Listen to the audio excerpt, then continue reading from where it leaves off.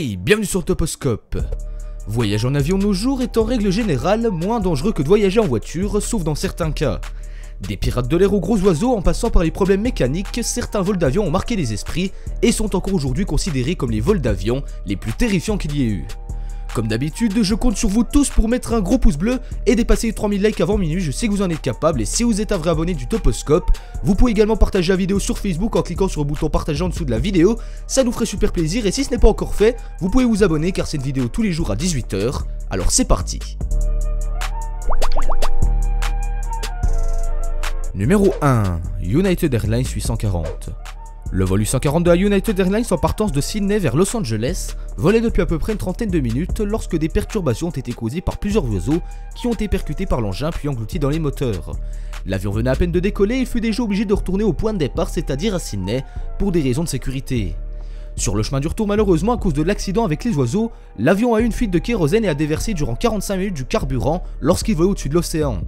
C'en était déjà trop pour ce vol qui fut certainement très palpitant pour les passagers, je n'en doute pas, et qui jusqu'au retour sur la terre ferme ont prié pour que rien d'autre ne se passe. Numéro 2, Southwest 3472. En août 2016, la compagnie Southwest Airlines a été confrontée à une situation des plus difficiles et terrifiantes. En effet, alors que l'avion était en plein vol, un des réacteurs a dysfonctionné jusqu'à menacer la pérennité de tous les passagers à bord.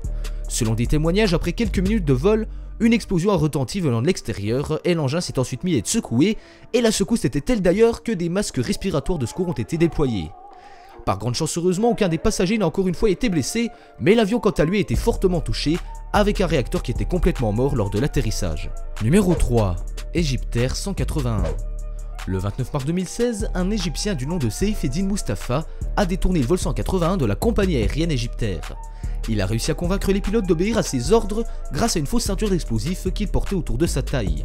Le vol, donc, au lieu d'aller à sa destination prédéfinie, fit le simple voyage allant de Alexandrie à la capitale du pays qui est le Caire, avec près de 80 passagers et membres d'équipage à bord. Encore une fois, comme dans certains cas, il y a tout de même eu un peu de chance dans toute cette mésaventure, car une fois l'avion atterri, tout le monde a été relâché sain et sauf. Quand les autorités ont posé la question à Saïf Eddin de savoir pourquoi il avait détourné cet avion, sa réponse a été de dire qu'il voulait prouver l'incompétence du gouvernement et des autorités à préserver la sécurité de ses citoyens dans ce genre de situation. Numéro 4, United Airlines 880. Ce vol allant de Houston au Texas à Londres en Angleterre a subi quelques perturbations que les passagers ne sont pas prêts d'oublier. C'est à peu près 3 heures après le décollage de l'avion qu'il subit des perturbations avec des fortes agitations et secousses de l'engin, ainsi que des passages dans ce que l'on peut appeler des trous d'air. À ce moment-là, une grosse partie des passagers étaient en train de dormir et beaucoup d'entre eux n'avaient donc pas leur ceinture bouclée. Certains ont donc été blessés après avoir subi des chocs contre les parois de l'appareil ou après avoir fait des chutes violentes. L'avion a donc dû atterrir d'urgence en faisant une escale à Shannon en Irlande où 12 des passagers présents ont été transférés à l'hôpital. Numéro 5, PSA 182. On remonte cette fois-ci de quelques décennies dans le temps afin d'arriver au 25 septembre 1978 où le vol 182 de la Southwest Airlines allant de Sacramento à San Diego a vite pris des allures de cauchemar. Le vol durant toute sa distance s'était parfaitement déroulé jusqu'à l'arrivée à quelques minutes de Sacramento. En effet, le vol 182 a percuté un petit avion Cessna qui est habituellement réservé aux particuliers lors de sa descente d'altitude. La collision entre les deux appareils a causé une violente explosion et les a fait chuter immédiatement au sol de quelques centaines de mètres plus bas, proche de quartiers habités.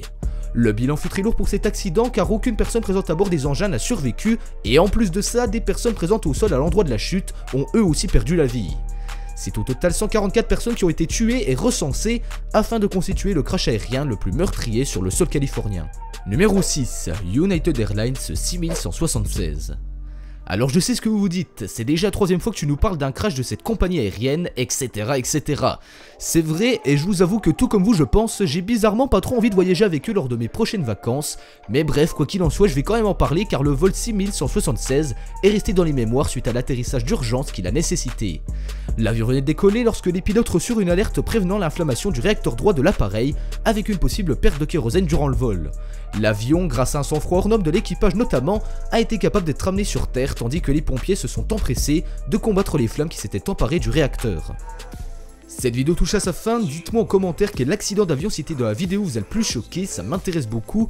Pour aider le Toposcope, vous mettez un pouce bleu et vous vous abonnez à la chaîne si ce n'est pas déjà fait pour ne louper aucune de nos nouvelles vidéos qui sortent tous les jours à 18 h je le rappelle. Et quant à moi on se donne rendez-vous demain, même endroit même heure pour une nouvelle vidéo. Ciao ciao.